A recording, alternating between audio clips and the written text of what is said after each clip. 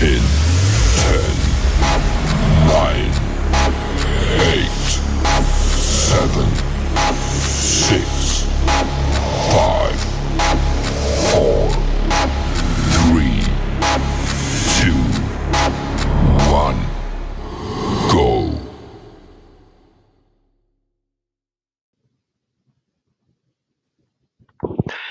Hoppy doo dear! Or that's what Dick Clark probably would have said before he passed away a few years ago. Uh, Welcome in, everybody. Joe Quills here with you on this first show of 2025. Penguin AZ is already here commenting in the chat. Hoppy doo dear to you too. Uh, well, usually what I do is I just go with that one sound because it's about 90 seconds. If I have to go take an emergency piss, I do that. Or I have a moment where I'm like, oh crap, I don't have my laptop set up because I also try to monitor my Twitch page. Um, Happy Merry Year. Yeah, happy everything, as Adam Sandler would once said.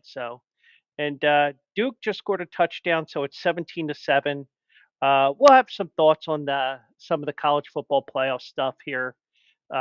Did not touch any of the bowl games um, that were not college football playoff related because of one reason only, and that's the um, everybody opts out because I didn't make the playoffs, so that's what I think. But I'll give you some random thoughts about the four games. We're going to begin with the thoughts on the New Orleans terror attack. Um, just try to be as non-political about it as possible if you can. um, the semifinals were set. The second semifinal was set up there. Um, uh, Penguin AZ tries not touching himself anymore. Well, you got somebody that can touch you for you. If she gets a little too touchy feely, you can do whatever. Uh, nah, but seriously, back to the topics at hand here tonight. Thoughts on the terror attack here. Hopefully, I can keep it out of the political spectrum because the last thing I want to do is turn this into a political show. I'm the type of person where I prefer not to talk about politics because if you swing too far to one side of the spectrum, the other half is going to be pissed off at you. So, what's the best way to have nobody pissed off? Just don't talk about it. But it is something that needs to be addressed and did affect the Sugar Bowl game, which was played today, which I'll give some thoughts as well. The Eagles are sitting Saquon Barkley allegedly just because way that Nick Sirianni mentioned it. I'll give you thoughts on that. Belichick told everybody his thoughts on resting players, which was interesting. A Rod may be playing his final game on Sunday. I'll give some thoughts on that, and we'll summarize the Philly fade for 2024. And it was an amazing comeback, and I will tell you all about that near the end of the show. Um, Since I don't really like the college bowl games tomorrow and Saturday, we're going to substitute with two college basketball games for tomorrow night as well. So we'll see if we can get off on the right foot in 2025. And I hope you did get on one foot. You did stand on your right foot because if you stood on your right foot, you started the year on the right foot. But anyway, so as you can tell, first day back from work for me, and we did have also eligible on Saturday. We were supposed to do it last Thursday, but I overslept. Uh, but we did. I did take most of the time off. Some thoughts about things I want to do with the show and stuff like that.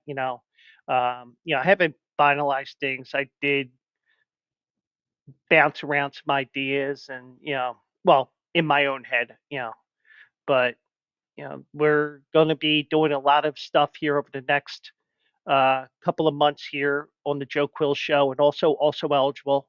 um do have something that I am going to. I think we announced it already, but I think we may announce it Saturday morning if AJ's on the show with me, because your boy is on vacation in 3 weeks again. We'll tell you why. Uh, and then I'm on vacation 2 weeks after that, but that was just a placeholder vacation. But I was like, I don't feel like I don't feel like working this. I don't feel like working during the Super Bowl, especially if my Eagles are in there, because I don't want to be in the middle of a call and then I f bomb the TV and the customer thinks I'm f bombing them. So with the week off, I end up getting the Sunday after the week off, so get to do some things around the Philadelphia area for that. But a lot of stuff going on here as well, and hopefully everybody had a great New Year. You got off on the right foot, and in more ways than one, literally off the right foot, not just joking around like I did there. Uh, but ready to, I'm recharged, ready to go here in 2025 here, and so far I have not written 2024 for the year so far, which means probably around the 22nd, randomly I'll put 122 2024. I'm like, you dope. But anyway, so let's get to it here. And we're going to start with the biggest story here. And yeah, I woke up fairly early yesterday, considering I was sleeping till like 11 o'clock in the morning while I was on vacation last week. Um, there was a terror attack on Bourbon Street. At least we can call it a terror attack because, you had all the markings of it with um, with the ISIS flag in there and running people over. And this isn't the running over people isn't necessarily something that is isolated to what happened in New Orleans. It that has happened numerous times around the world. So it is, in a way, it is um, a copycat attack on innocent people.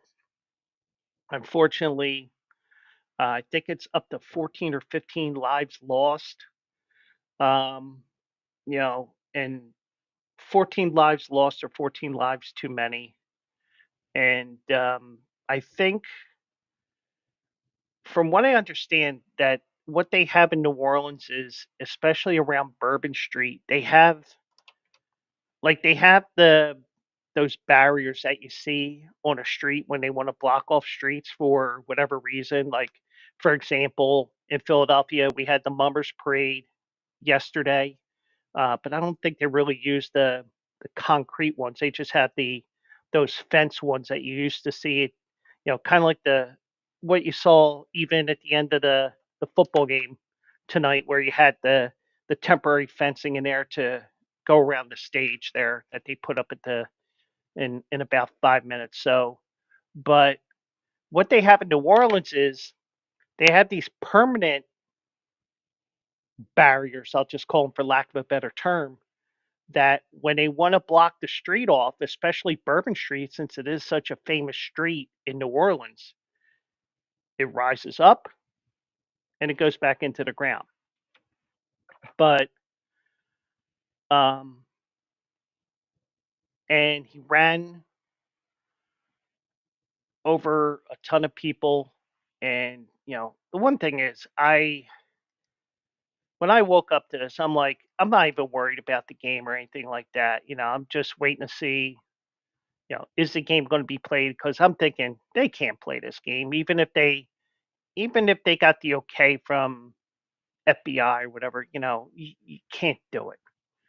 But they they did do the right thing and postpone the game today because, you know, well, also the teams were in lockdown. At least one of the teams was in lockdown in their hotel room yesterday. So obviously you can't get to the stadium like you normally would. So do the best thing.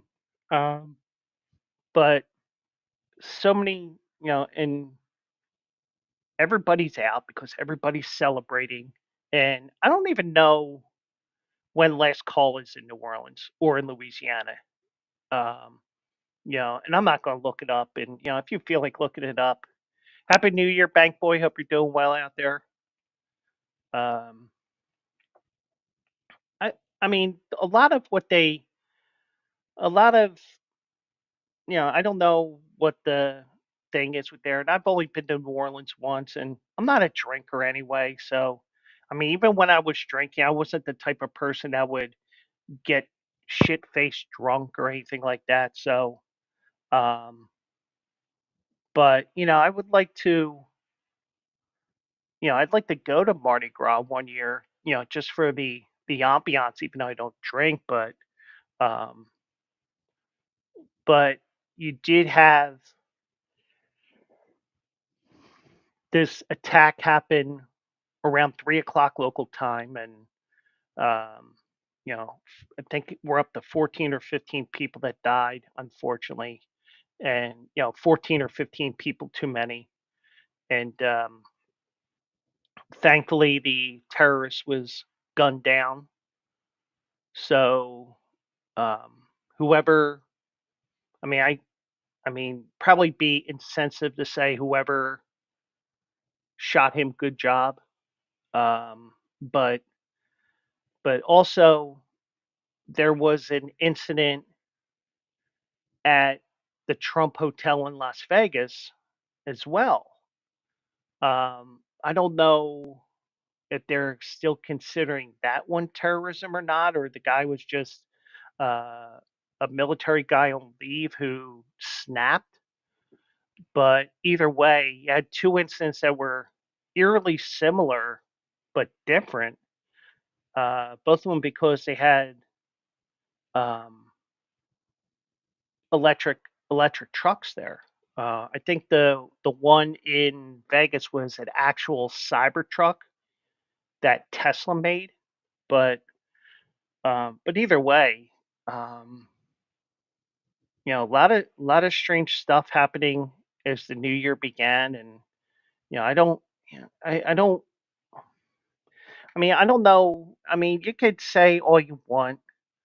Um, it's just, and I'm trying not to turn this into political because that's the last thing I want to do. Um, and of course, they'll say, this person was a U.S. citizen. This person was not a U.S. citizen. Whatever it is, they were in the country. They both rented cars and they did what they did. Um, but I, you know, prayers up for everybody who was affected by this, lost a loved one, someone who got injured, all that. I know that there was a guy who went to Lansdale Catholic, which is a Catholic school in suburban Philadelphia, out on the outskirts of the suburbs. I think um, I know he was injured and he might have passed, but I didn't check on that. But but it affects everybody, and it just sad what happened there, and they did the right thing by postponing the game to this afternoon. I'm a firm believer that even though you take the time to mourn, take the time to make sure that everything is secure so that there is zero possibility of additional action. I think this action obviously was something isolated to the Sugar Bowl, um, at least from what I think. And I with me working back to work today and everything, I didn't get to see any of the updates. And a lot of times you get the updates, it's like, damn it, I'm watching football. But I just think that it seems like to me at least it's isolated from the game itself. So I don't think it has anything to do with the game. But It's it is a holiday. It's celebrating the new year. Let me get my let me get my 15 seconds of fame before, before either I kill myself during this or, the cops do whatever. Um, you know, and I'm not even going to mention the guy's name who did this act because, let the regular media tell you who the guy is. And, he was radicalized, I think. Um, he had all the workings of it being a terrorist activity, being terrorist activity, you know, um, and that's the thing. Sometimes, I mean, these things will pop up at any time, and you got to keep your eyes set, um, keep your eyes, and be vigilant with everything out there. If something is funny, you know, what's the worst thing that happens? You call the police, you call whoever. You do your part and call. Then hey, guess what? If something happens, you made that call. Then guess what? You did what you were supposed to do. At least that's what I think. But the Sugar Bowl was played today, and I don't care what the incident is, what happens. Mike is here as well. Welcome in, Mike. Um, the one thing I will say is, and like obviously, it's not along the lines of 9/11, but when baseball started up a week later, after we had some time to mourn, some to shake off the hit that we took, you know, everything that happened. What was, you know, us starting to try to get back to normal after everything that happened is a middle finger to the terrorists and to everybody that was involved. Now, obviously, this is on a much smaller scale, and you're going to have your memorials for them in New Orleans every New Year's Day now. But the one thing is, by even having the game 24 hours later, and if it ended up being 48 hours later, it was 48 hours later. Basically, what we're doing, besides giving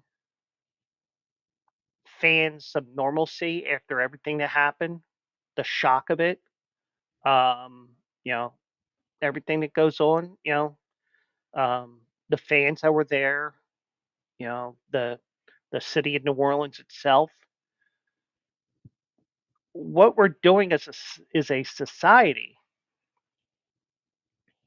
after we make sure everything is okay, even though we do have people mourning losses and people affected by everything that happened, you have an opportunity for us as Americans, whether it is a football game or life in general, just trying to get back to whatever the normal is supposed to be. It's to give the terrorists, whomever, the finger.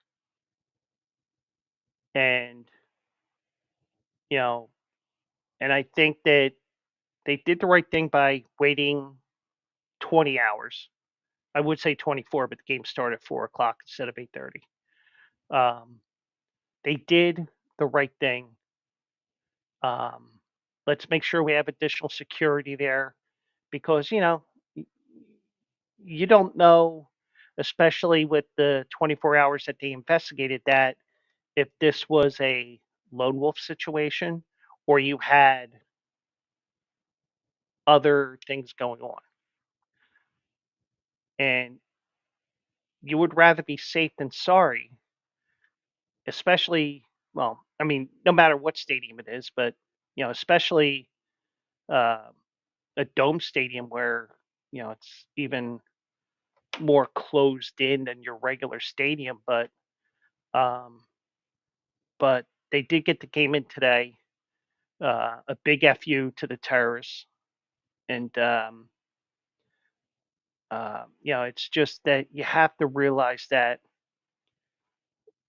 what you know they may knock us down, but it's how quickly you get back up.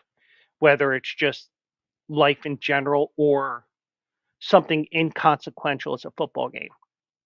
And um, you know, and the one thing I will say is, they they want to, whether it's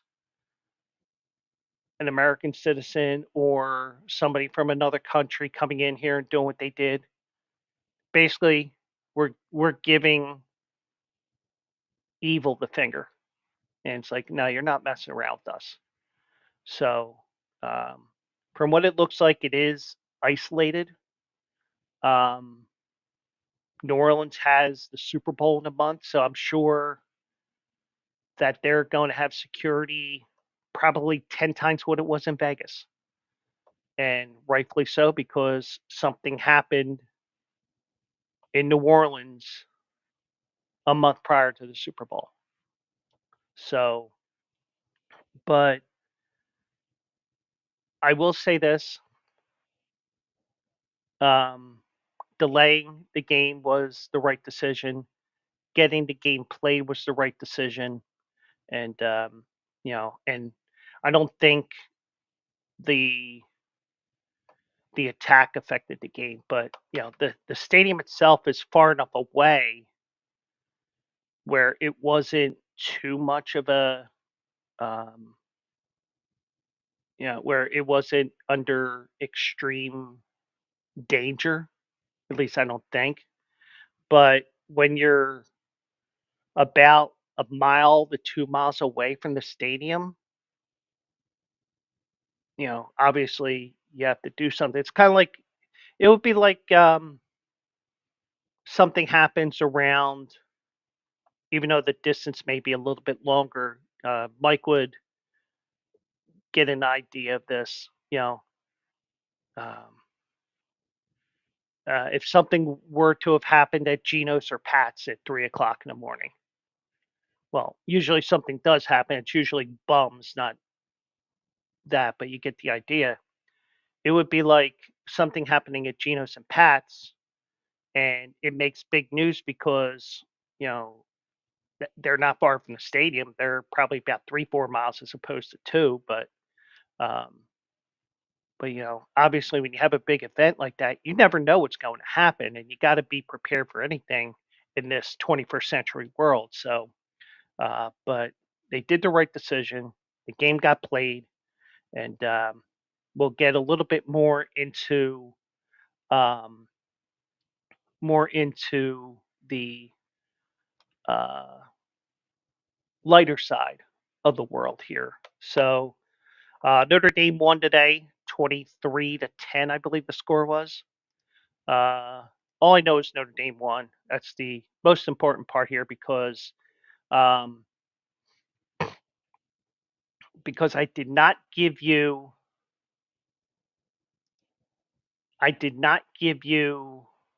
um, or what I should say is, even though I did not have any shows this week, I did have also eligible on Saturday, and because I didn't have a conduit to do my Philly Fade picks on Thursday night, I decided, you know what, we're going to make this an hour and a half show, and I will give my picks on also eligible. And that's probably going to be a one-time thing. Well, I did give you Notre Dame on Saturday. That was a winner. And and the one thing is with the Philly Fade, the one thing I will tell you guys is, um, you even if you miss it, I'm going to do whatever I can to truncate that into just that video segment on my YouTube. So So if you miss the show and this hot streak does continue, we will I will truncate that down, and I'll have to do some editing tonight because I got two college basketball games for tomorrow to give you. So, but Notre Dame does advance 23-10. That was the game I was least surprised about, but you got to a point during that game, and I was working while the game was on, so I couldn't take copious notes or mental notes or handwritten notes or anything like that. You got the feeling for a while there that Georgia was going to make a run, and Notre Dame did what they did to make sure that that wasn't going to happen. They had all the momentum with a late touchdown at the end of near the end of the second quarter. They got a kickoff return for a touchdown to start the second half. That was basically it for the most part. And the reason why I gave you Notre Dame over Georgia wasn't because of a team that was on a bye week.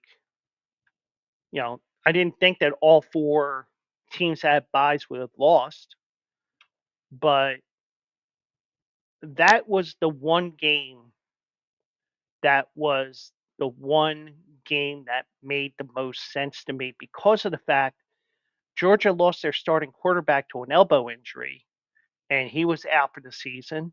You have a backup quarterback in. Now, granted, in college football, sometimes you have an embarrassment of riches, especially quarterback, i.e., or for example, not i.e. as that is, e.g., for example, the University of Texas, because they got Ewers and they got Arch Manning. Arch Manning probably could be playing at many different Division One schools this past season, but you kind of got the feeling during the SEC title game that maybe he's not the guy. But then again, you're playing. Who did they play in the SEC title game? That shows how brain dead I am. SEC title game, they played. Uh,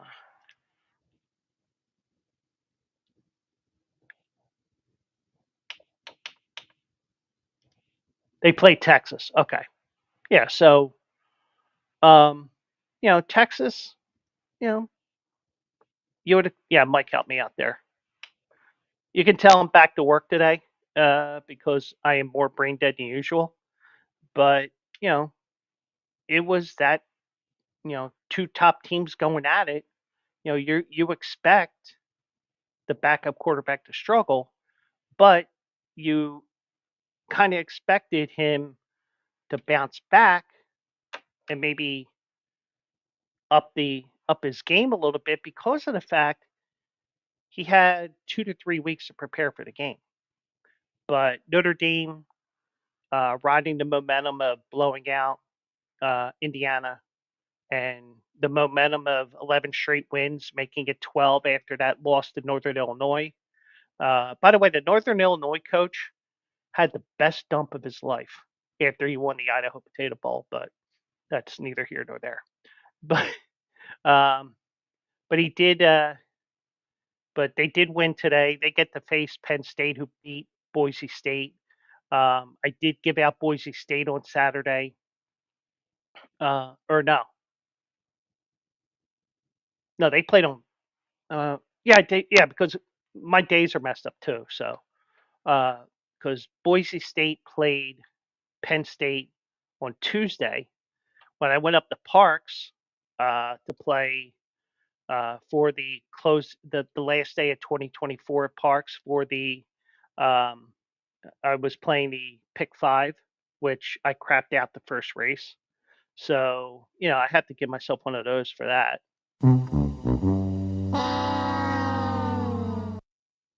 But if you read the article, I ended up with three straight winners to end off 2024. So, but um, but I did put $20 down on Boise State on the money line because the one argument I had for Boise was if they almost beat Oregon in week one, Boise State should be right in there. And, they stopped Genty for the most part and they won rather easily. The other half of the draw, you had Ohio State blowing out Oregon. Now, with that, if you would have told me, if you would have told me that Ohio State was going to win that game, I wouldn't have argued against you because that was such a tight matchup. And the first matchup this year was a 1 point game. I would not have argued against it. But what happened as a result, Ohio State just said, "You're not beating us today." And next thing you knew, it was 34-0. And you know, and they ended up winning easily. They're taking on Texas, who survived double overtime with Arizona State. And I'm going to propose something to you guys. Now, the spot the ball crap that they do in college is asinine. But it may be a necessary evil because of the fact that you do have a um, you do have a lot of these teams playing the next week and blah blah blah whatever. I think it's time to change the overtime rules in college football, at least in the college football playoff.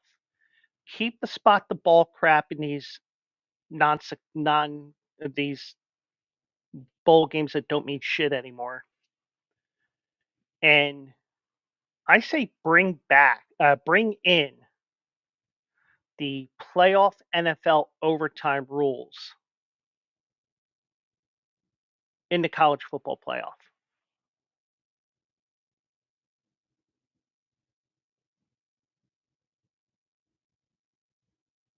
Personally, I feel like spot the ball really doesn't have a. I mean, spot the ball is nice in the regular season because you want to get the game over with. You want to get a winner as soon as possible. And also the fact that the the two games that were yesterday, they don't play again until the 10th, so they would have 3 extra days to get ready for that game. But we're not going to see that in our lifetime. So, but I just think spot the ball is just as bad as the shootout in hockey. But I understand why it's in there in the regular season. But when you get to the college football playoff, give me man football. Give me what they did in the NFL because we got to see it in the NFL for the first time and it worked perfectly. Now, granted, I would have loved to seen a team have to react to scoring a touchdown. And who knows, with the way that the NFL playoffs are, you may not see another overtime game in the NFL in the playoffs for a couple more years, let alone uh, coming up maybe even next week. But either way, I just think that the playoffs need to be changed. But that's just me. Or in terms of the format of overtime, at least for those 11 games that are going on. So all four buys lost. Um, I think we could have argued that maybe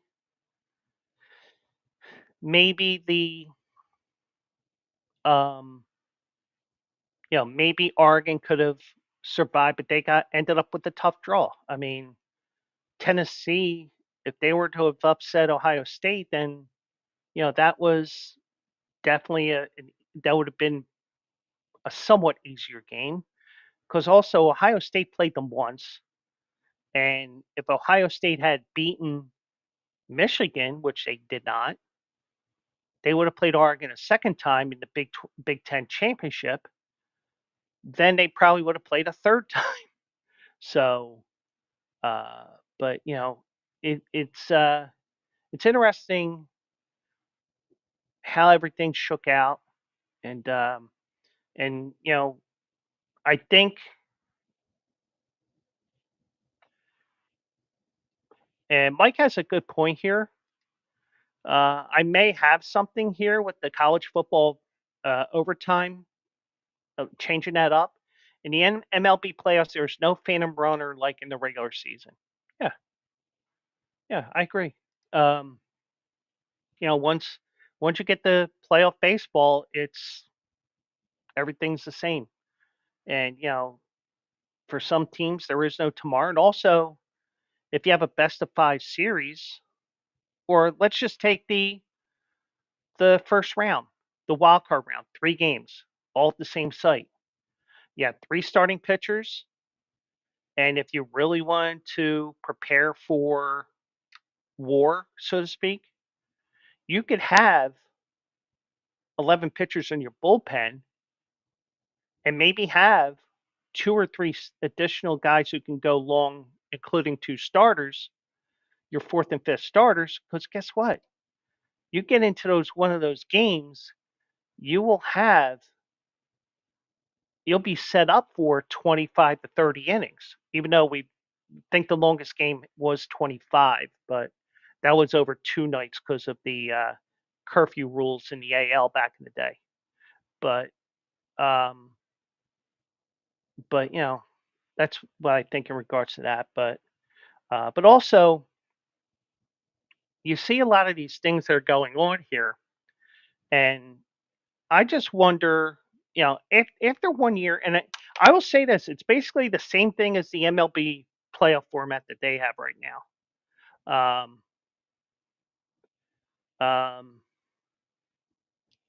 I'll just say it right now. I want to see another year or two before we change things up again, because it may be that Oregon gets a top 4 seed again. It may be that Georgia gets a top 4 seed again, or it may be one of these teams that were one of these uh, teams that had to play opening week. They ended up having to play. They end up playing in the quarterfinals, so they know what they have to do, having to deal with the team that played about 10 days beforehand. So I want to see what happens over the next couple of years. But the thing is, you got everybody saying, especially because it is the holiday season, a lot of people aren't working this week. You can go around and say, well, we can't do this. Now, granted, and I gave you my opinion on this as well. I felt like that. Um, I felt like what they had intended for the 4 conference champions getting the buys.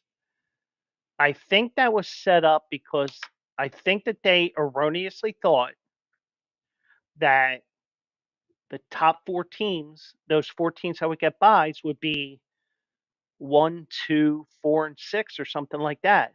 Not something that was so spaced out that Arizona State was like 18th, or no, they were like 12th, but they ended up with the 4 seed because Boise State was the 3, and you had a lot of teams within the same conference, both the SEC and the Big Ten, that were coming up in those top 10 spots. So guess what?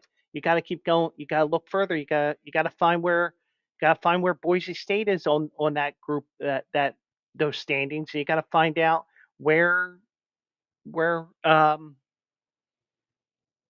where Arizona State is, and then you got to figure out where's Clemson in regards to the other teams. Well,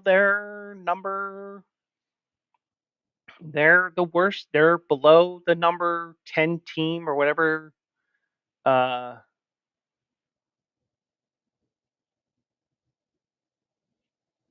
wherever SMU was, I think it was. So you did have to see where everybody fell into place. But I think that you have to run it another year or two. Let's see how things go. And but it also doesn't help that you have these super conferences where you have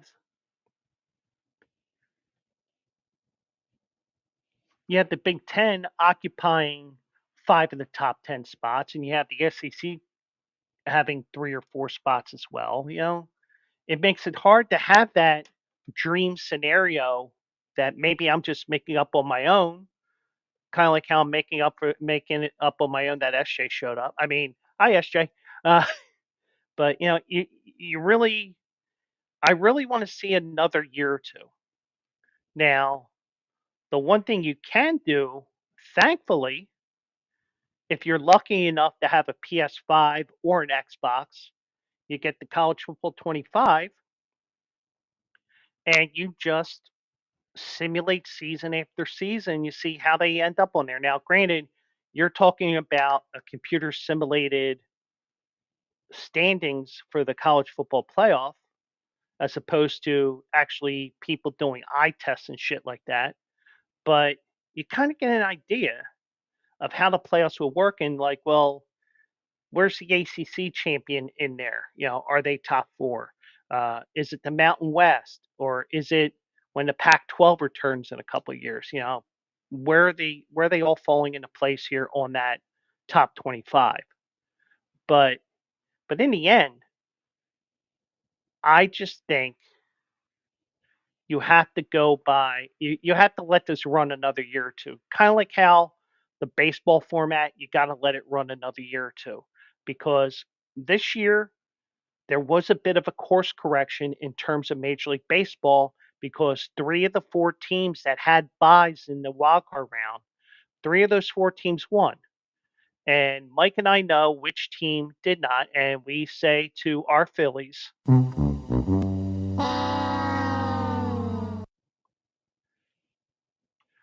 if you go by ranked teams, you may water down the conference championships. Well,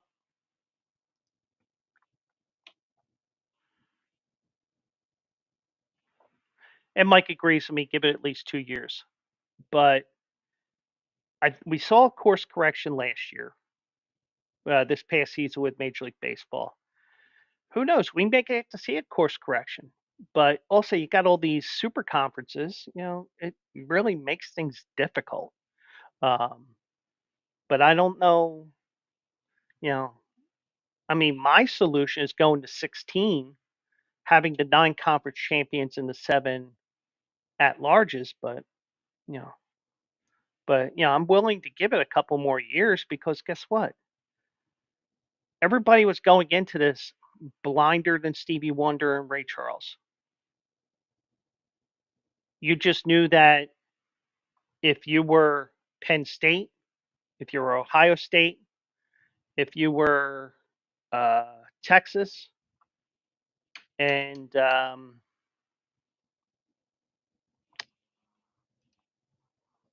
Notre Dame, you knew once the bracket was released, you had a home game in 1 week.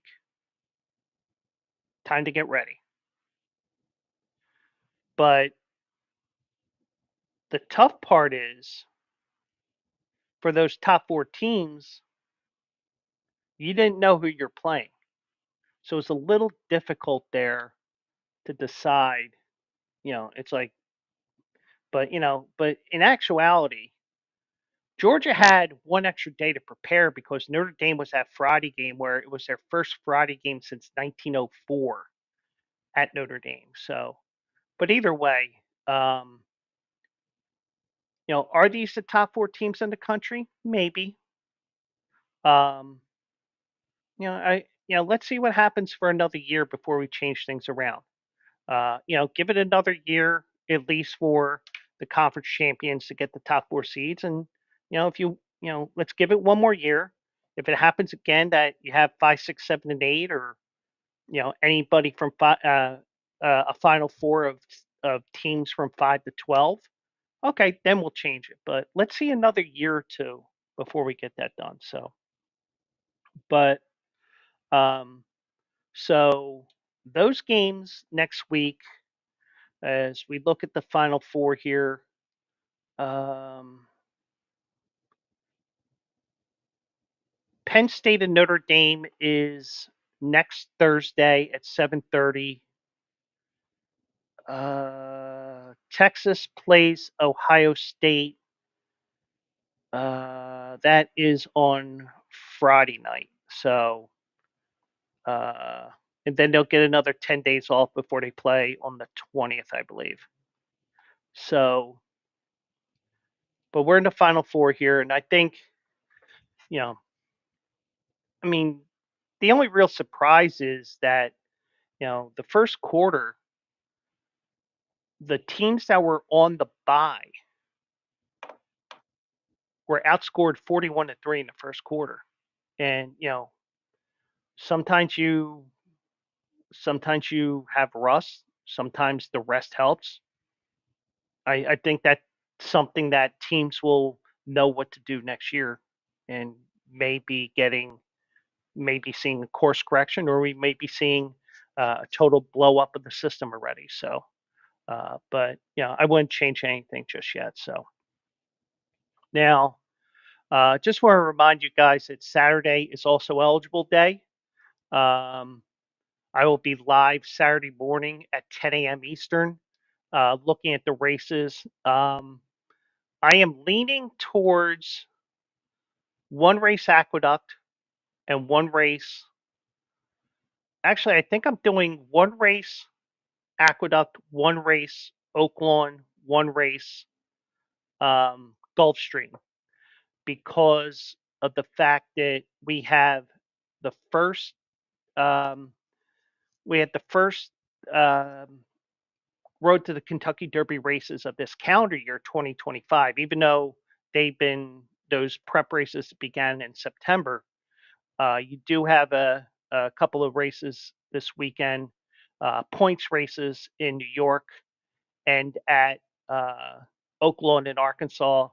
And I do not think that Gulfstream is a points race, but you might see a couple of those horses in the Florida Trail to the Kentucky Derby. So just to let you guys know on that. So that'll be Saturday morning at 10 a.m. And we will have a hard out for 11:15 because I work on Saturday, but it is what it is. Um, so let's go to the NFL here, and I'm interested in what you think about this. So Saquon had a big game against Dallas, got to 2,000 yards, was the ninth guy to do it. Had an opportunity to go for the record, but Nick Sirianni announced yesterday that, and I think the exact words were, Saquon is likely to be resting this Sunday. And truthfully, now that I really looked at it, and I actually was reminded on social media today, whether it was just something in passing, I could just tell right away that it was a picture from last year's game. Um, AJ Brown was injured in Week 18 up at the Meadowlands in that game that turned out to be nothing because Dallas blew out Washington. So it was like, well, they're up big. We're not going to get anybody else injured. We had one person hurt, and uh, you know, Hurts still had his knee issue and everything. It's like, all right, well, we can't do this. So they pulled back and said, all right, well, Giants, you get another win. Now, I don't have a problem with the move. Now, would I've loved to seen the record on Sunday? Yeah. Part of the reason why is it was going to be Saquon facing the Giants. his former team, and also Tiki Barber, who said on his radio show after it was announced that Saquon was signing with the Eagles, he said that Saquon was dead to him. So I was hoping that we would have gotten something where Tiki would have to eat crow. Now, it kind of walked it back a little bit, but still, we Philly people, we don't forget shit. Uh, so, but a lot of what they do, I just think that it would have been nice to do it, but you're in a situation where you're not getting the one seed. That's going to be fought out on Sunday Night Football, Buffalo, Detroit, and Minnesota. And then you're not going to drop to the three because the Rams are 3 games behind, 3.5 actually, because the Eagles beat the crap out of them in LA on Sunday Night Football. Um, you know, why waste it? Um, I think your most key players are the ones that will be sitting, and I have no problem with it because this isn't a team that is making it to the playoffs for the first time in a while, or um, a team. Well, yeah, let's just say it like that. A team that hasn't been there in a while. So you do have that, but I think that what I will say in a couple of minutes, you'll be like, yeah, that does make sense too. But I think with the fact that Jalen Hurts probably won't be playing because he's still in concussion protocol. Now, me personally, if Jalen Hurts was out of concussion protocol, now for all we know, he may end up being out of concussion protocol in the next day or two, and he probably won't play anyway. But I would have given Saquon, uh, AJ Brown, Devontae Smith, I would have given them a quarter just for the timing aspect, getting back up to speed with each other, even though they're back up to speed. But also remember, the Eagles had a week 5 bye, which was the first week of byes this year. So it makes sense to just say, screw it. The most important guys are on the uh, going to be on the inactive list. So, but yeah, I would love to see that record. And also, Eric Dickerson was talking shit this week that he doesn't want anybody breaking his record. But you know, even though he doesn't really mention it, at least I don't think he mentioned it. O.J. Simpson, he broke the record. His record, he set his record with 14 on a 14 game schedule. Eric Dickerson did it in a 16 game schedule, but he broke the record on game 15. And then they still needed the the last game still meant something to the Rams, so he had to play that last game. It got about 80 yards in that game to set the mark. Um, but but the thing is, I guarantee you, if we were to look back and see what the record was before O.J. Simpson, it was probably a 12-game season. So 12 became a 14, 14 became 16, 16 would have went 17. But one thing I did see here as well, and sometimes, and you can criticize me all you want, I don't care. Saquon Barkley has run the ball 345 times this year. Let me just check one other thing here.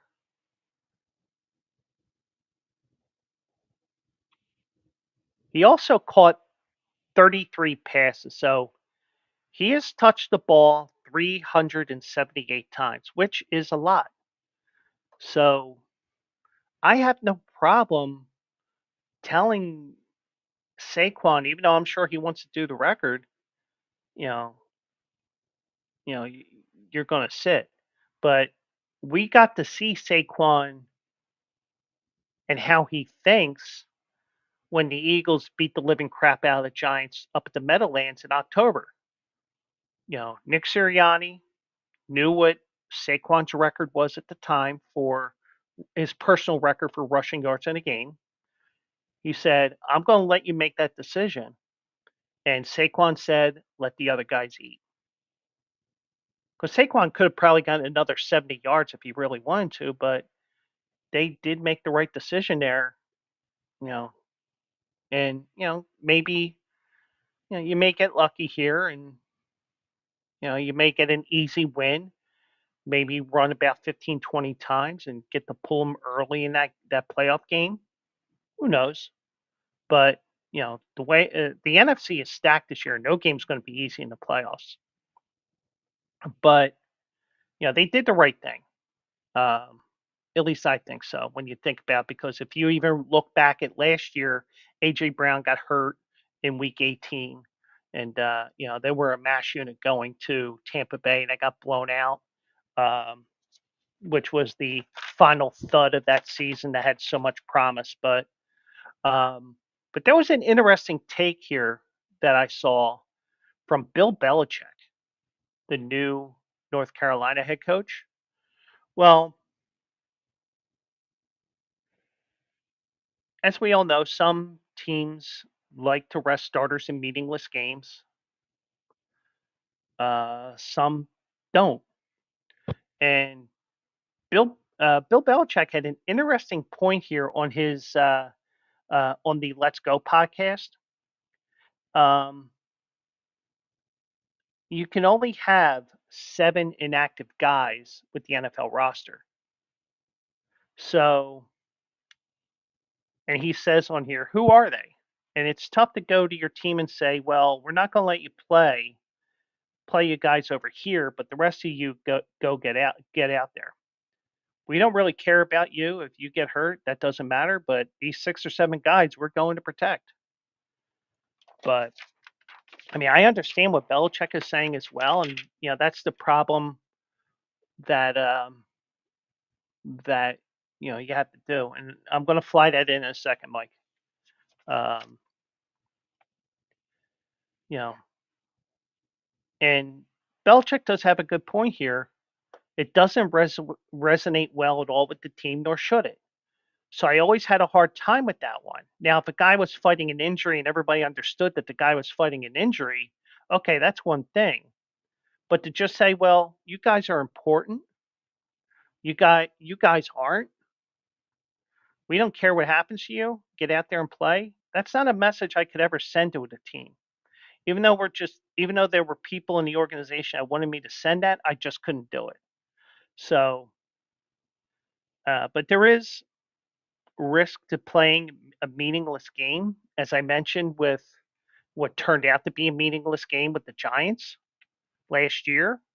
AJ Brown got hurt, but there's no alternative to honoring the depth chart at all times. So, but Mike says here, if we were in a race for either the division or a first round bye, then Barkley plays. Otherwise, no. Yeah. Um, you just need to realize that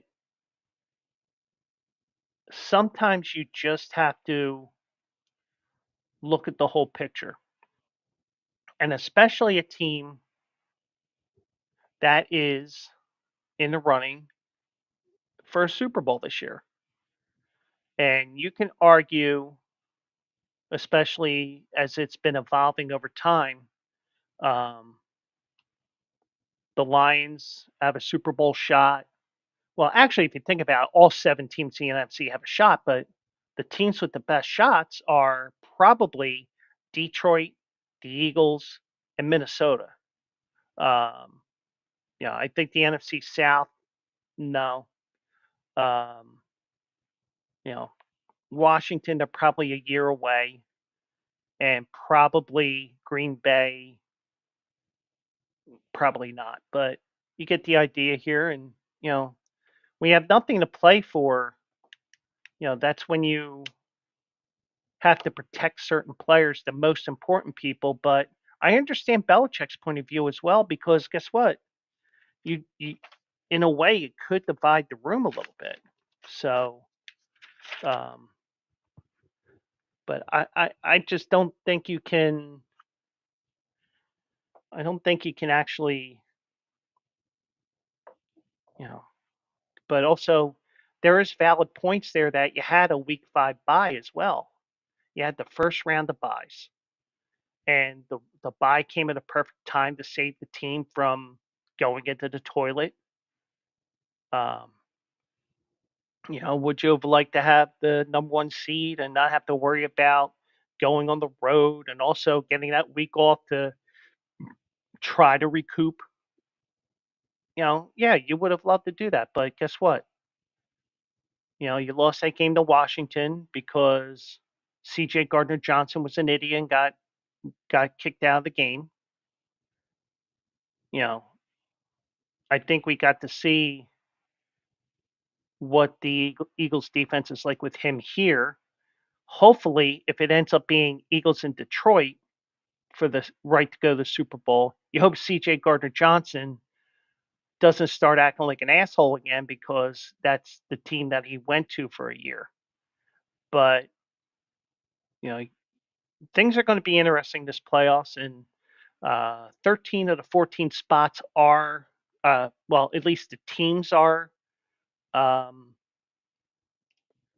13 of 14 spots are taken. Kansas City's the one, Buffalo is the two in the AFC. Baltimore's locked into the three. Houston's locked into the four. Well, I'm sorry. Baltimore is not locked into the three because if they lose and Pittsburgh wins a division. But Pittsburgh's a five right now. LA's a six. Um, Pittsburgh beat LA head to head, so that's why they had the tiebreaker over the Chargers. And the Broncos are holding on um, to that seven seed. Miami and Cincinnati still in. In the NFC, uh, Detroit's the one.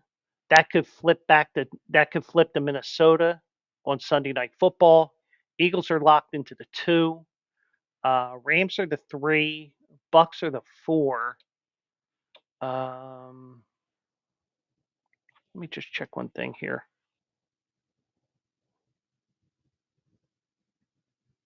Uh,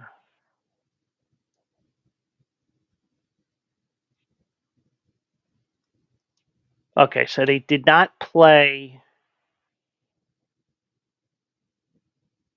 The Rams did not play the Bucks this year.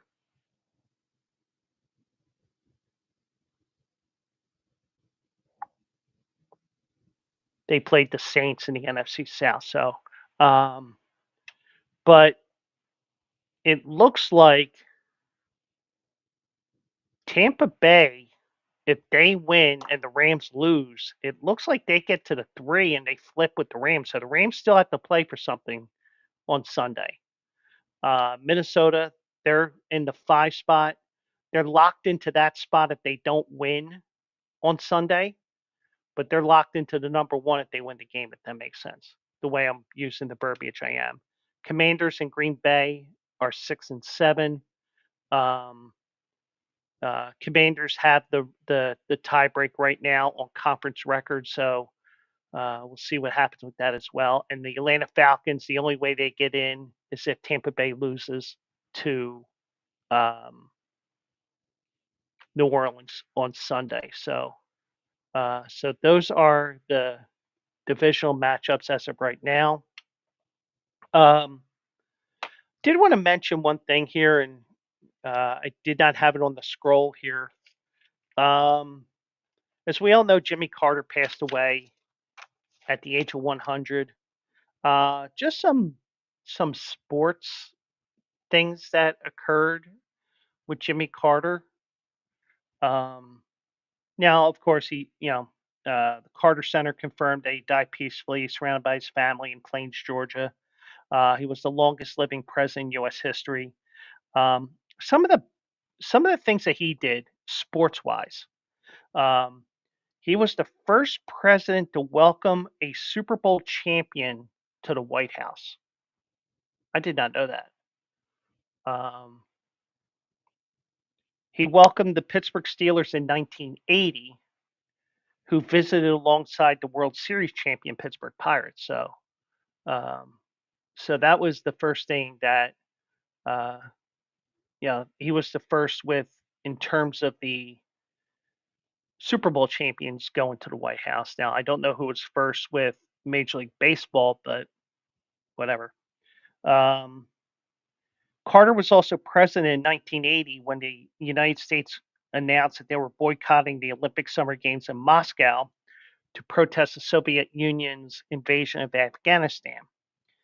Nearly 60 countries boycotted, including West Germany, Japan, and China. Of course, now China does everything that Russia will do now.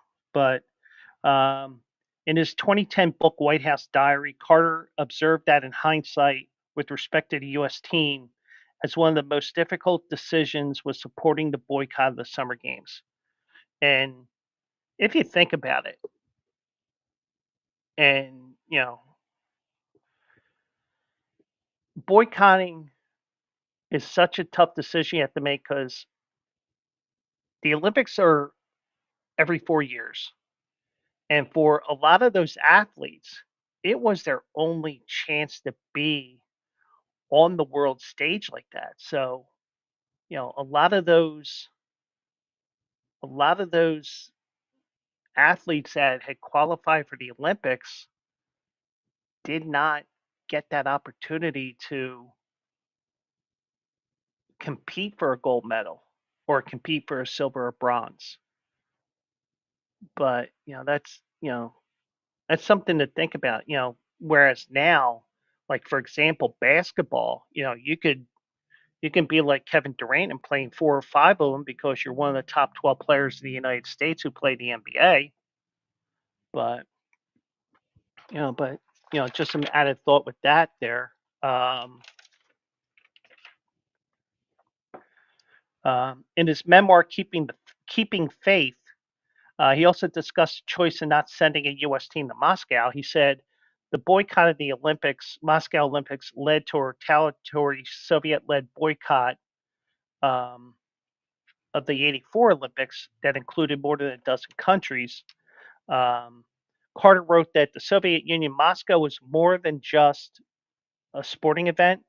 They saw it as a triumph for communism and a vivid demonstration to other nations of the world that the Soviets represented the true spirit of the ancient Olympics.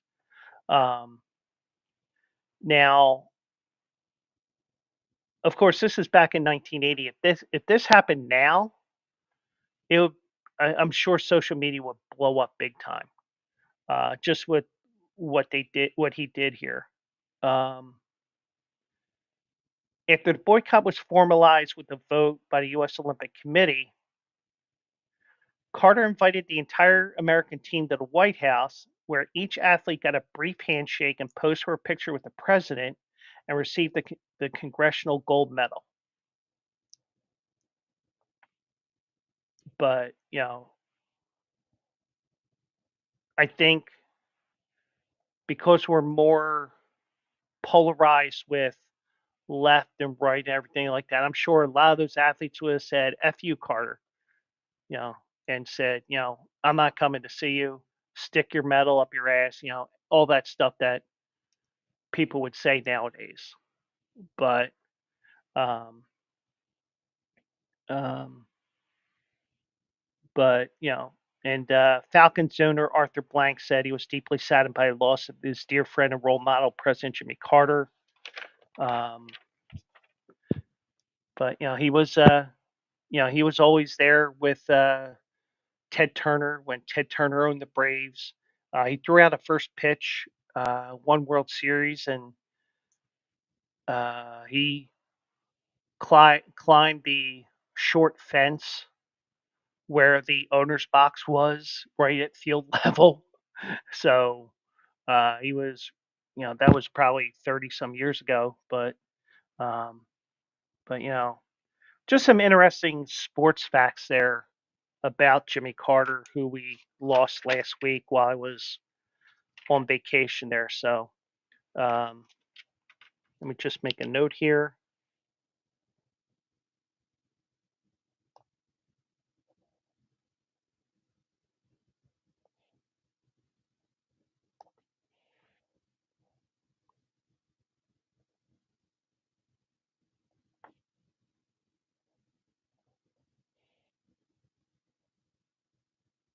Okay. I'll just have to reword that when I come up with the um podcast notes. So anyway, so I did mention this as well. I know I'm cool. I can't help it, Mike. Uh, um, seriously though, Aaron Rodgers acknowledged today that he may be playing his last game ever on Sunday. Um, he's going to make his 241st career start. Uh, he acknowledged the thought that it has been on his mind as he prepares for Sunday's season finale against the Dolphins. That yeah, it could be his last game. He said he will decide before free agency in March on whether to play in 2025, joking that he won't need a darkness retreat this time to help get through the process. But if he does go through that, I guarantee you, because I did this a couple of years ago, I guarantee you the show is going to start off like this, where I'm going to make it look like that I'm in complete darkness. But you know, but I'm not going to do that to you guys. But I know a lot of people out there will probably say, "Man, I wish they would cover his face." But anyways, he's going to decide. Um, and comment here in this article said that it sounded like he was thinking hard about retirement, and rightfully so. Because you question if you're good enough to be a quarterback in the NFL at the advanced age of 41. I think he's realizing that, you know, what Tom Brady did was amazing, but what he's doing as well, not everybody, you know, gets to play 25 years and barely gets injured. Whereas Rodgers blew out his Achilles first game with the Jets 15 months ago, 16 months ago. Um, he was in a reflective mood. Um, uh, so she is watching me and Ghost. Ghost the band. Um, Now, I have a question for SJ if she wants to answer it. What do you call a person with no arms and no legs and plays 12 instruments?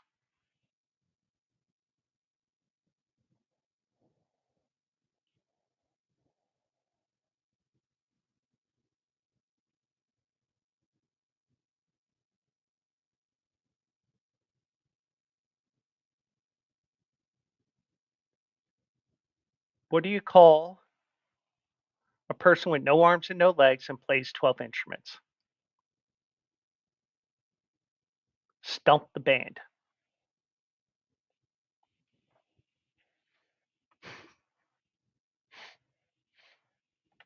I think Mike even is groaning right now at that joke. But I think he's heard that about 10 times in the past. So,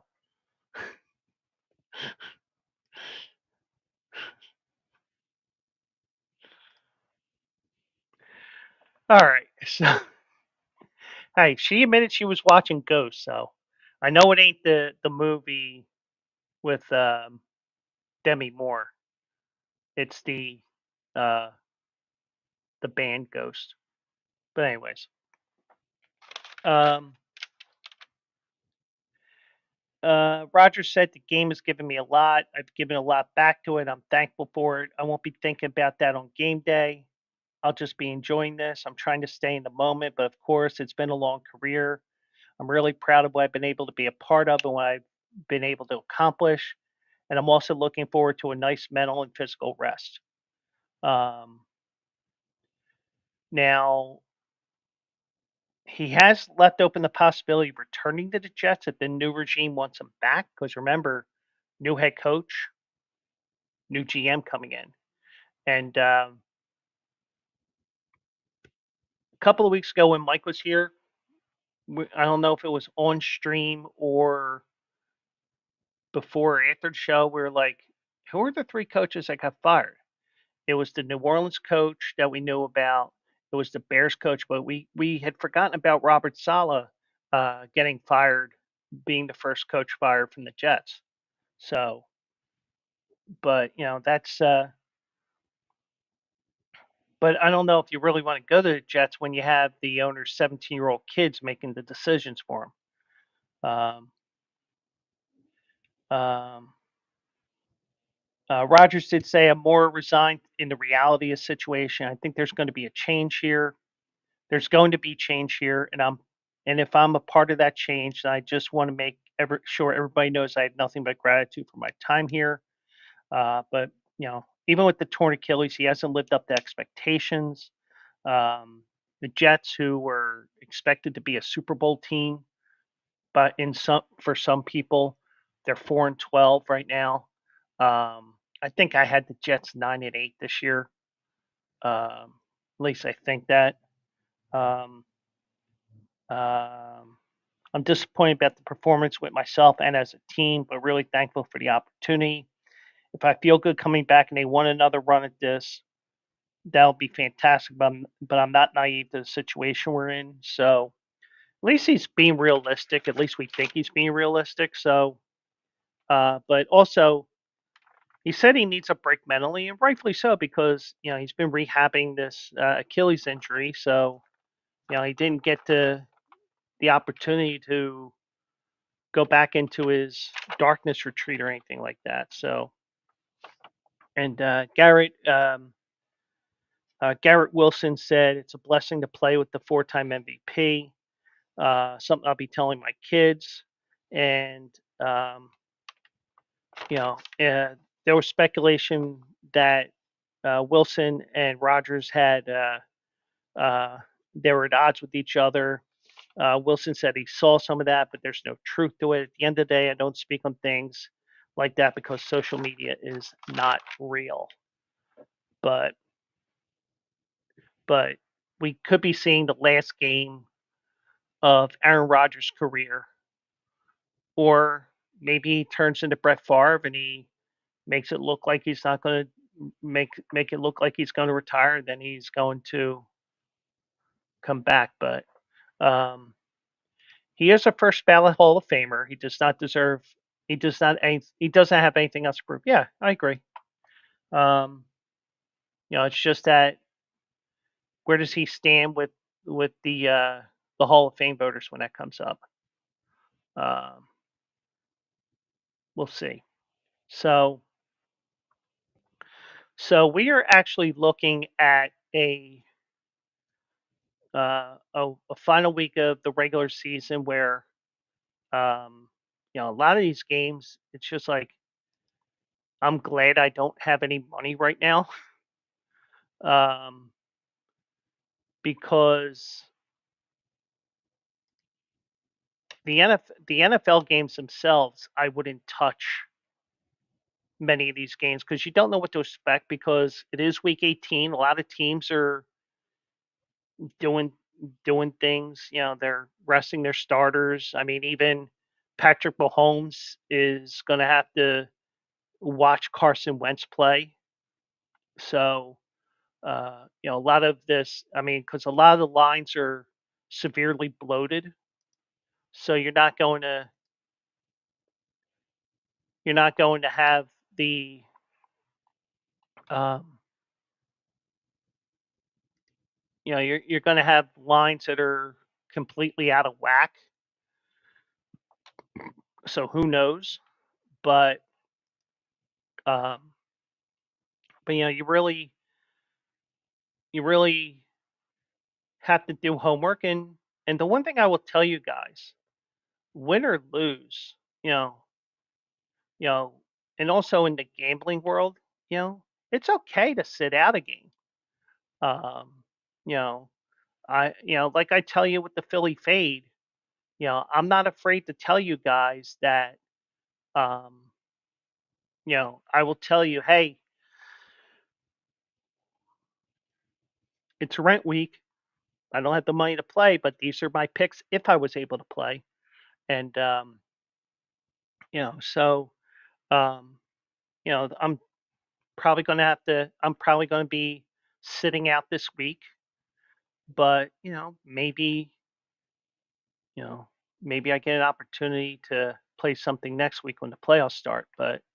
Um, but we do have the playoffs here. And before we do the final week in the NFL season, I'm going to start with college basketball first. But before we get to that, I do want to show you the final spreadsheet here. And back at the end of October,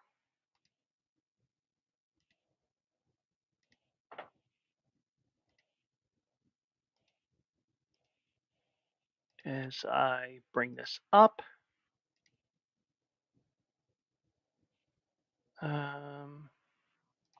that's not what I wanted. Window.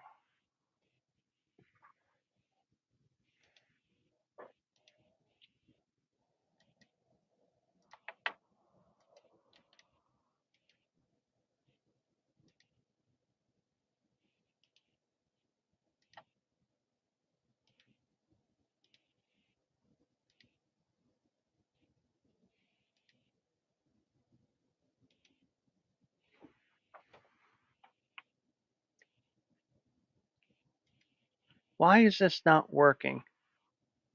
All right, let me try one other thing here.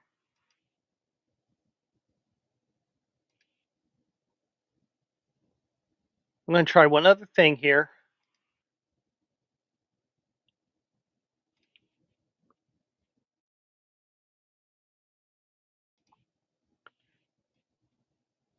And if this doesn't work, then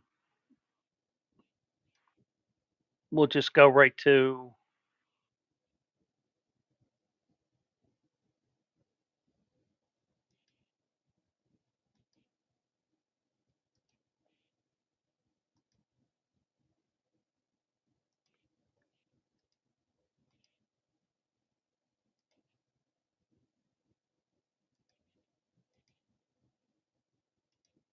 there we go.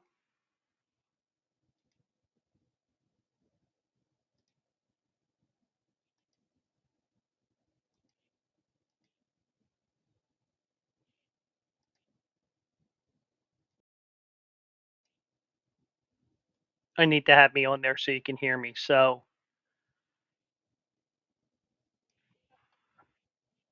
and let me zoom in on this a little bit for you.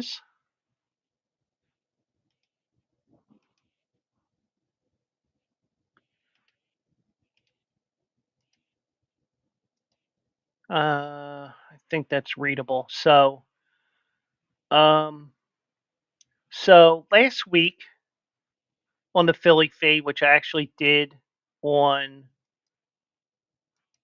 I actually did on Saturday on uh, also eligible because I did not have a Joe Quills show during the week. I gave out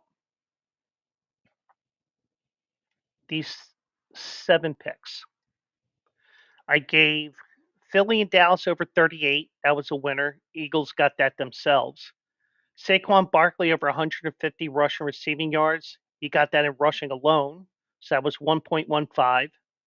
Green Bay lost a close one to Minnesota, which shouldn't have been that close. That was a loss, one minus 1.02.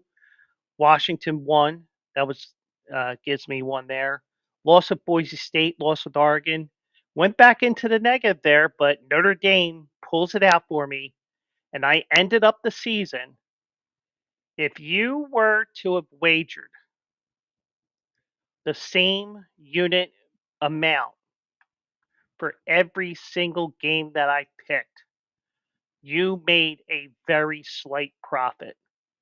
So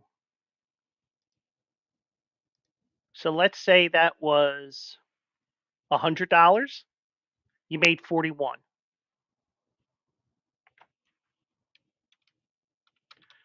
My usual unit when I go to the sports books is 25. If that was the case and you played 25 for each wager, you would have made $10.25. So not much, but considering that we were at the end of October minus 20.92 units, we made up 1.33 units in November and December. We went 39, 23, and 1 for the last 2 months of the year. I think that's pretty fucking awesome if you ask me, because that could have continued to tail spinning out of control. I could have potentially been um, 30, 40, 50 units under, but we did end up below 500 with the wins and losses at 64, 68, and 1. But sometimes if you hit a money line wager every now and then, you do get the opportunity to reap the benefits of that. So, and Mike says, well done. I say thank you. Uh, but that was, sometimes, you can get hot for a week or two. I've been basically red hot for the last 2 months. And now that we are in the month of January, it's time to pick some winners here. I'm not going to pick the three remaining bowl games that don't mean jack shit. Even though I kind of want to bet the Bahamas Bowl, but you know, Aruba, Jamaica, I want to take it down to Kokomo or some shit like that. Um, but we won't touch those three games here because you know because you got to find out, well, is this player playing, this player not playing, that sort of thing. I don't want to deal with that bullshit. So what we're going to do is we're going to begin with college basketball. And I think it's the first time we're tapping into this since I brought back the Philly fade. Let me just double check that here. I might have had one game here.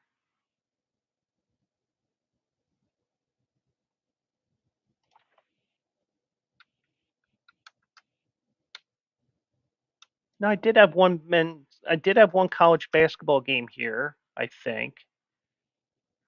Where was it? Oh yeah, I gave you a last minute rider rent a truck wager over San Diego. That was a winner on the opening week of the season, November 6th. So, but that was the only time we dabbled in college basketball. But we're going to dabble in it a little bit for tomorrow. I got two games here, and the first game we're going to go to is not on here.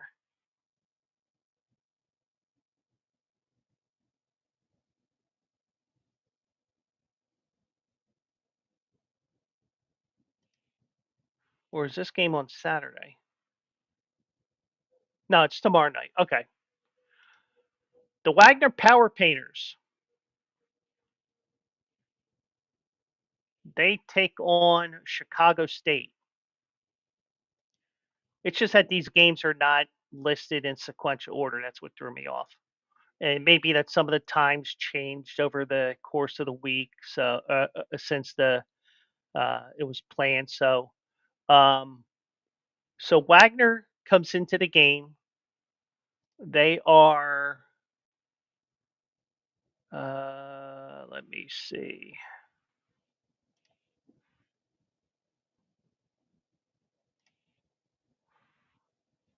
Wagner, the Wagner Seahawks. They're in the Northeast Conference. They are nine. I'm sorry, they're 8-5 in conference overall. Chicago State, who is a new member of the Northeast Conference, they are 0-15. Gamble Grove, welcome in. Um, I will gladly in a second. Let me just get this thought out of my mind here, and I let you have the forum here. Um,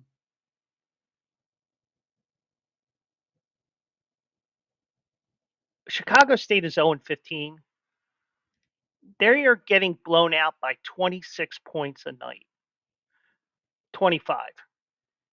I mean, it isn't even just, even though it's Illinois, they got blown out by 53, a Big Ten school.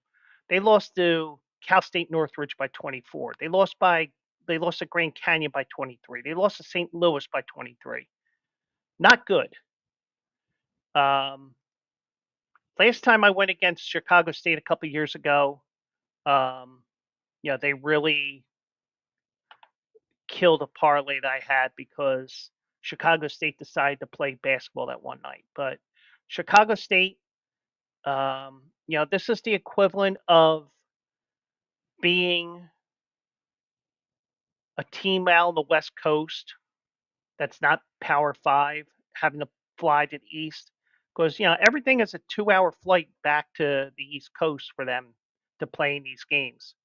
So obviously they'll need to find a better conference that fits more to their geography. But until they do so, they got to figure out a way to win games. It's not going to be here tonight. And I am going with Wagner. Somehow this line is only 10 points. Um, and I will say this right now. I will not be surprised if Wagner wins this by at least 30. So my first pick tonight, Wagner minus 10.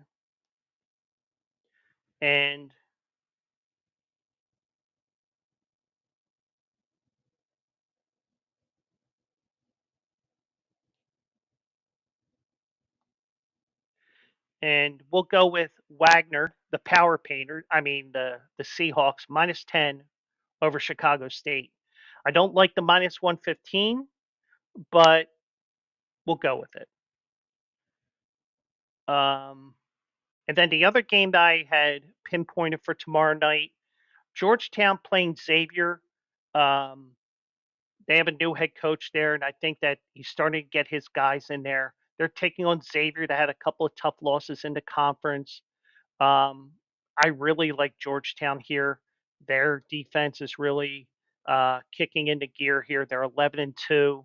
We may see Georgetown in the tournament this year, and I'm going to go with Georgetown here -1 at -110. So my first set of college basketball wagers for this calendar year: Wagner -10 at -115, and Georgetown -1 at -110. So um, we'll see if my analytics that I do, which is nothing I can explain. Um, it's just what I have to just. I let the numbers bounce around in my head. I just like, yeah, I'll take this one, or Um,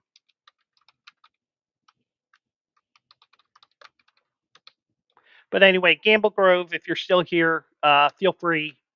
Um, I'll let you have the dais here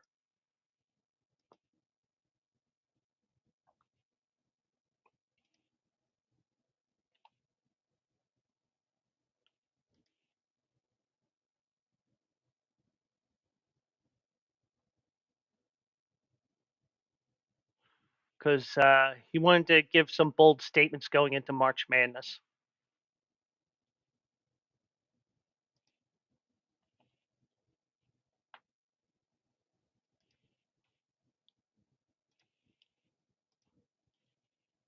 And I am going to go back to me for the short term.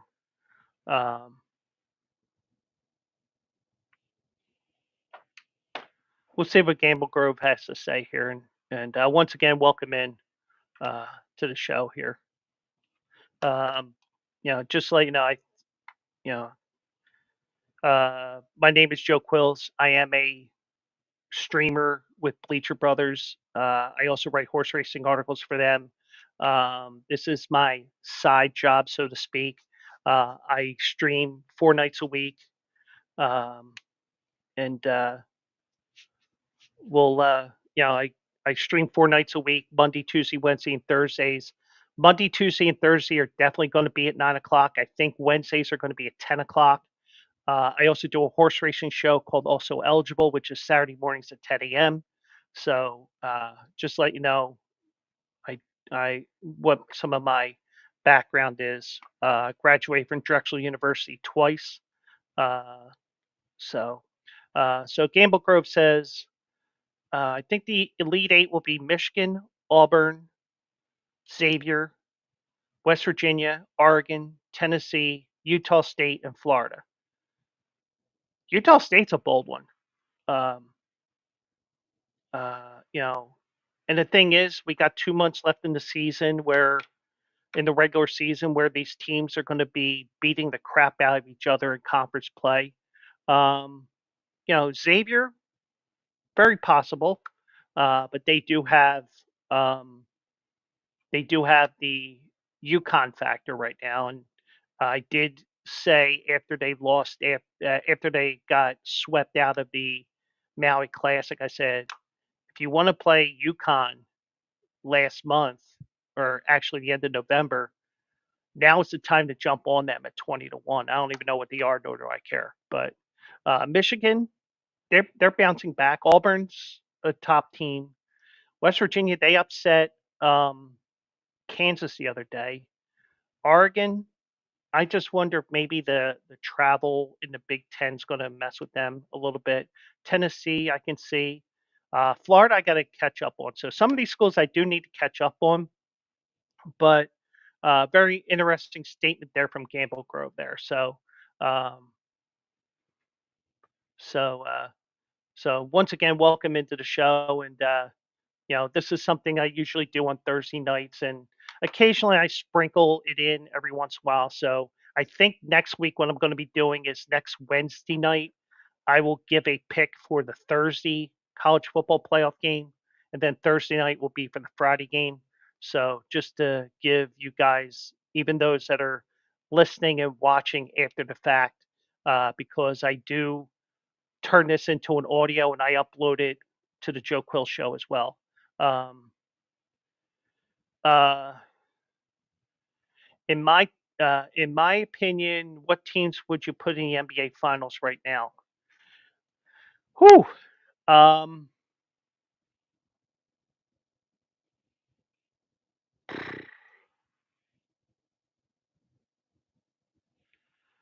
right now, I would say Boston. I think that they had a couple of funky losses there, but um, you got to say Cleveland, uh, only because of the fact that you know I'm a firm believer of winning as many games as possible early on. Um, Winning as many games as you can early on means that it's the less amount of wins that you need, finger quotes, and you got a Celtics fan there. Um,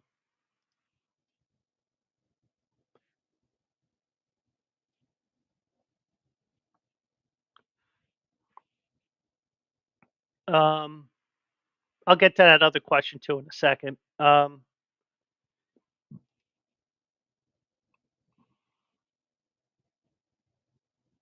I think, I mean, maybe the Knicks, but um, I mean, if Doc Rivers was not coaching Milwaukee, I would say Milwaukee, but we know how Doc Rivers always loses in the second round of the playoffs. Um, so I guess right now, committing to the top three in the East: Cleveland, Boston, and New York. And I know SJ is saying, "What? No Sixers?" They got to prove it to me. But I would say the three teams in the East right now: Cleveland, Boston, and New York right now. Maybe you throw in Orlando. I don't know, um, but it looks like it's right now. It's 12 teams fighting for 10 spots right now. Um, Oklahoma City 28-5 right now. Um, they manage their draft picks wisely, and they're ready to they're kicking ass right now. They're already 6 games up on Memphis, 5.5 actually, but um, gotta I mean, the way that these, even with these, with the playing games now, you may you could have a situation where these top two seeds could lose because the 1 and 2 seeds have to wait around a couple extra days. But um, Rock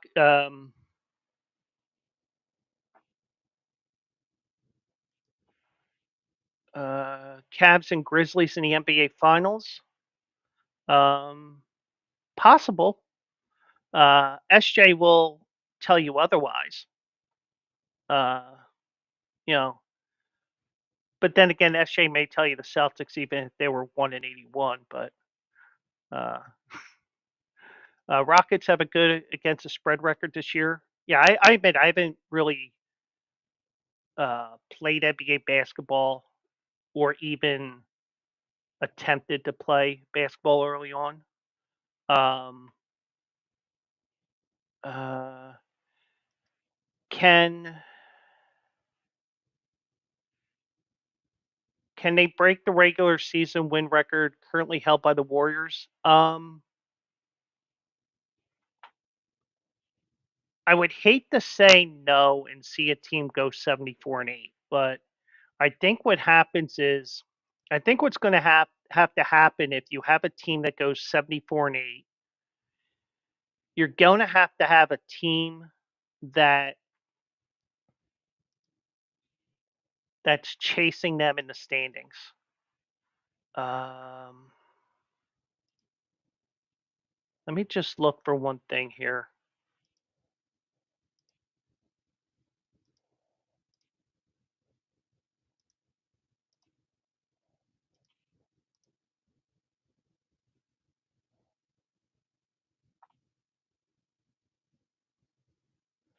Um,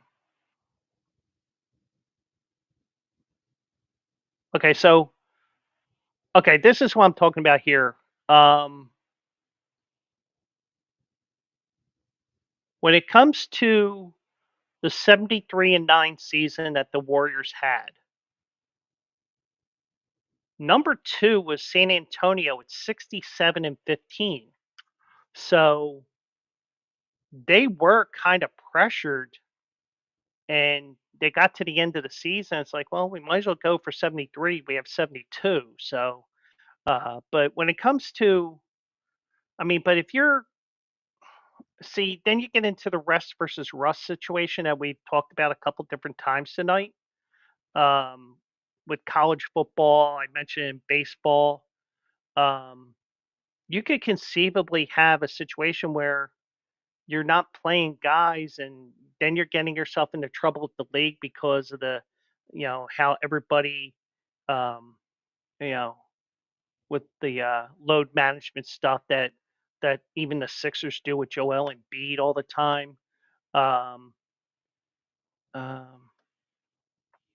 the hardest part of the Cavs schedule is at the beginning of the season. Let me pull up their schedule here.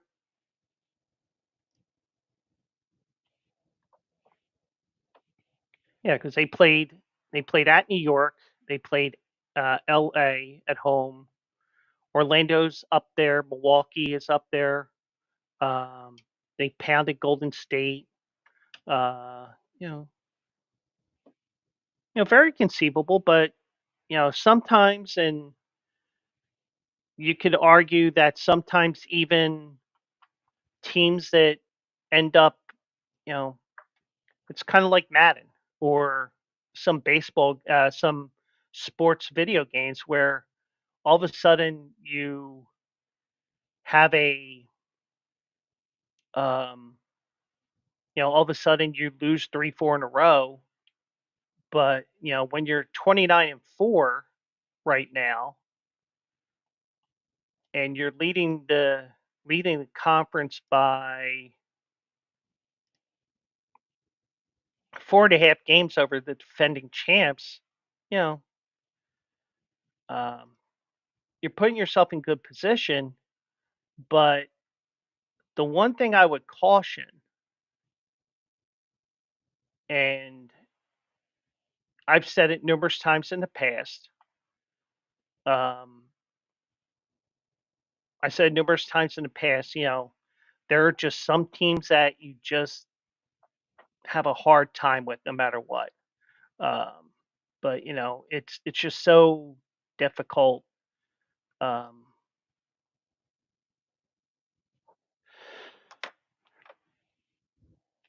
82 games and everything else here. So, and then Gamble Grove has a question in regards to the NFL. Will we ever see another NFL team go undefeated?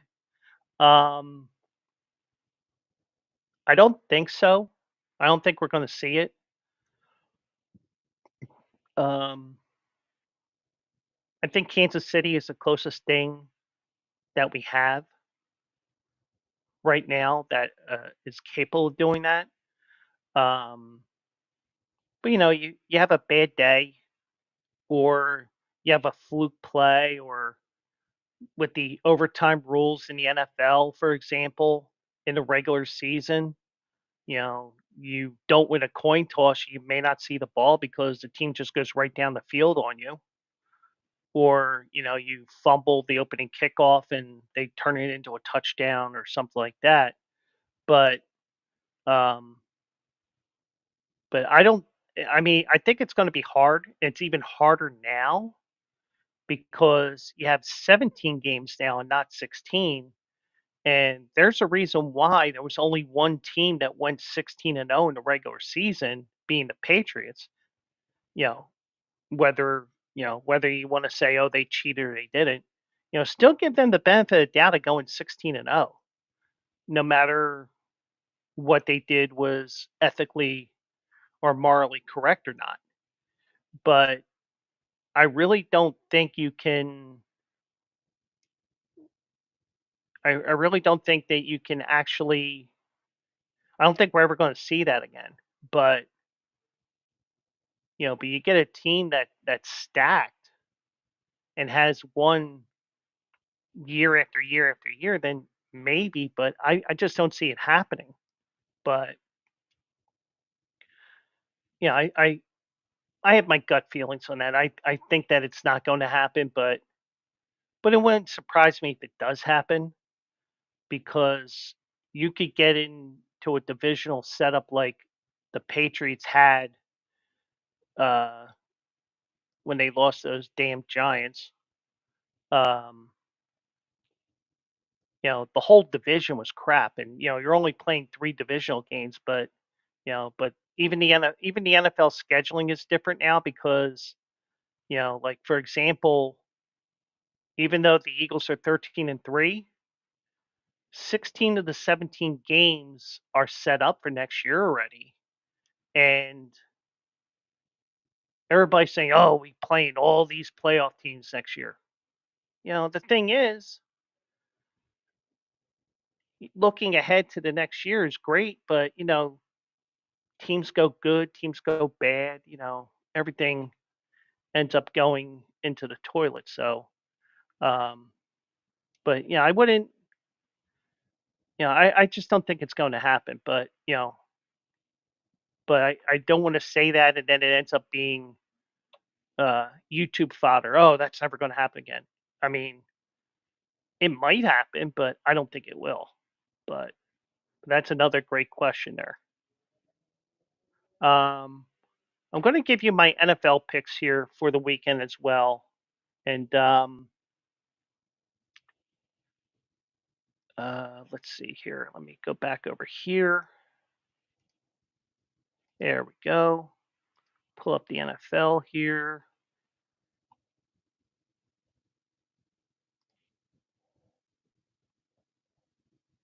I cannot believe that Baltimore's a 20-point favorite, and that's because Bailey Zappi is going to be starting for Cleveland on Saturday afternoon. So that's why that jump from 18 to 20. Um, and a lot of these games, like for example, if this game meant something, the Eagles and the Giants, that probably is a 20-point spread, or no, not 20, probably about 15.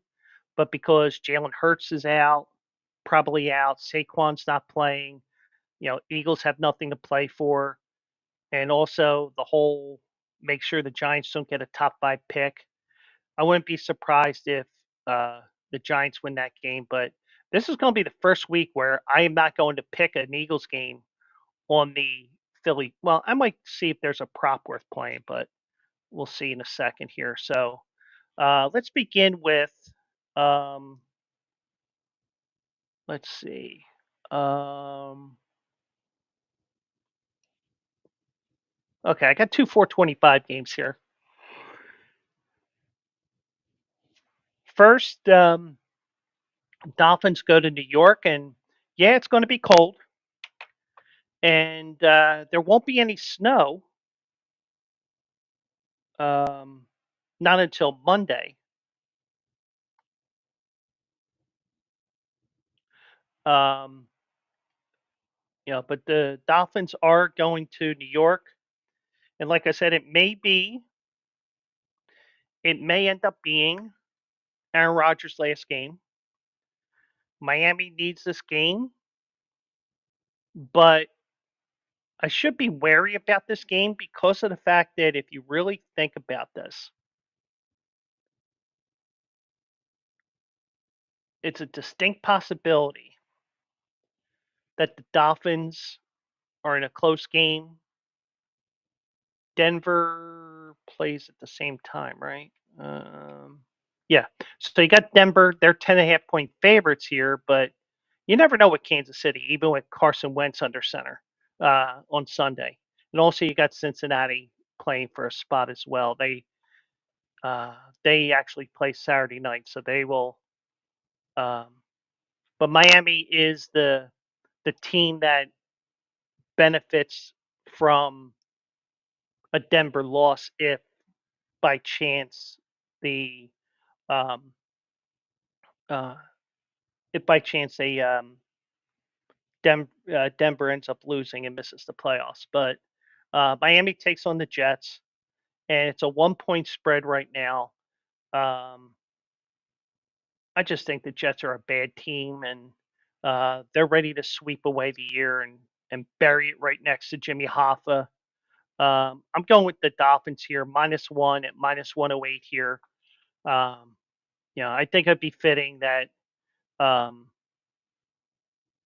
Aaron Rodgers goes out with a loss. So we'll take the Dolphins there. Arizona takes on San Francisco. Brock Purdy is out with an elbow injury, but it's not a something that requires Tommy John. It's just some rest and rehab to get ready for next year. Um, Arizona, I think they really want to go out there and win this game. San Francisco, they've been mired in the hangover, which is um, losing the Super Bowl, like especially the way they did in overtime.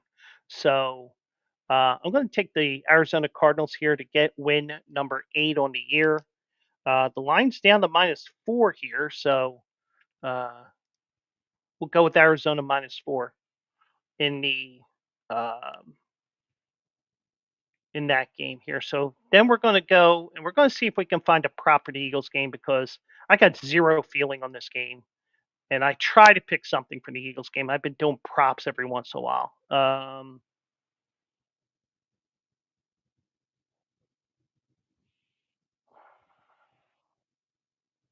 Receiving, passing props.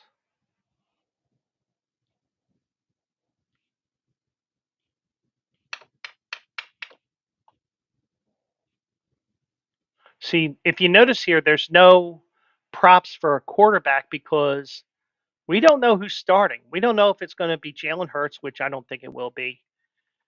Kenny Pickett, do you really want to put him out there with the rib situation there? I think you're going to give him rest. So it may be the Tanner McKee show. So I don't think we're going to see anything like that. So, um, but I don't like the vig on here, -135. So I'm not going to touch that. Rushing props here. Man, they have nothing on the Eagles here. Um, and sometimes I just do this by the seat of my pants here. Um,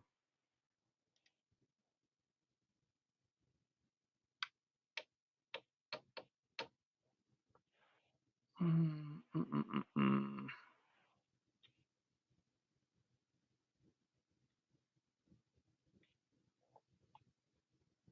All right. So let me look at the weather here for Sunday. So it's going to be 34 degrees. Uh, Not too windy, but you know what? Let's do something goofy with this. Um,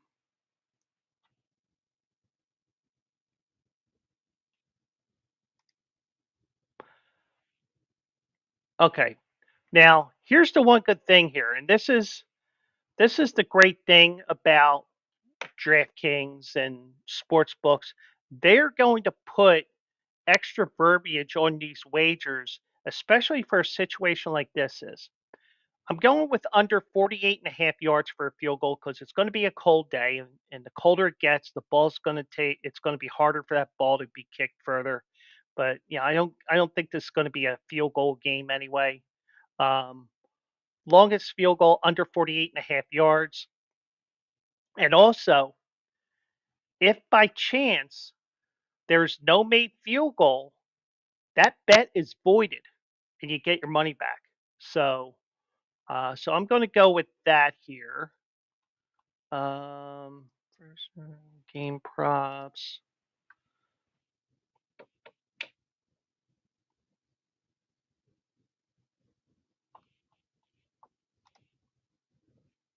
Hmm,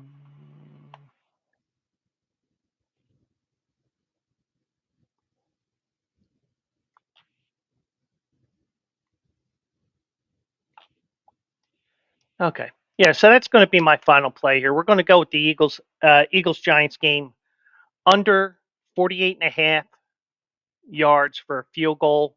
And if nobody kicks a field goal in that game, that bet will be null and void. So, uh,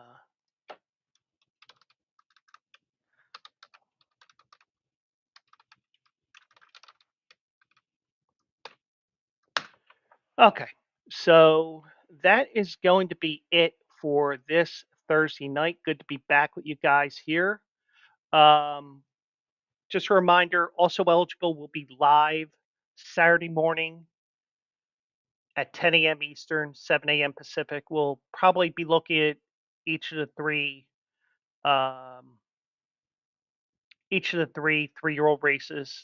Two of them do have points for the Kentucky Derby. The race at Gulfstream does not, but it is a lead up to their three big races. So that'll be the case here. Um, I will also be back Monday night with another edition of the Joe Quill Show, and also it is looking like it is going to be a solo show because I am not allowing Mike to drive all the way up here if it does snow. And according to what I'm seeing so far on my app here, Mike, they are calling for, at least on this app here through Apple. Right now, they are calling for 5 to 6 inches of snow. So just to let you know, Mike, well, I mean, things can change. We know that. Being in the Northeast like we are, we do end up getting promised a shit ton of snow, and then we get nothing. And there are snowstorms where you expect only an inch or two, like the Snow Bowl game against the Lions here about 10 years ago. And next thing you know, you got 8 inches of snow on the ground over a 3 hour period. It's like, oh shit. And nobody can kick an extra point in the game. But Sunday is good. No snow for the Eagles game, but it looks like Monday may be a solo show. So Mike is under orders that if it does snow, I don't want him driving up here. So, but we'll figure it out here. So still got 4 days until Monday. So but I do appreciate everybody for joining me here tonight. Everybody watching on YouTube, on X, and on my Twitch. Gamble Grove, thank you for joining me tonight. SJ, thank you for joining me. Mike, thank you for joining me. Uh, Bank Boy was here tonight. Penguin AZ was watching on YouTube. Do appreciate everybody that takes the time to watch this even after the fact here. And also those listening on Apple Podcasts, Spotify, Spreaker, Stitcher, you name it. I'm everywhere. So, if you missed the show, you have millions of options to catch up on some of the things I'm talking about here tonight. So, do appreciate everybody, especially, you know, Gamble Grove for a lot of the statements there. And we'll do it live again on Monday night at 9 o'clock. Hopefully, I'm not ducking any snowballs. And I'll see you on Monday, but we'll also see you Saturday morning for also eligible as well. Hope everybody had a great New Year, and we'll do it live again, if not on Saturday morning, on Monday night. Have a great night, everybody.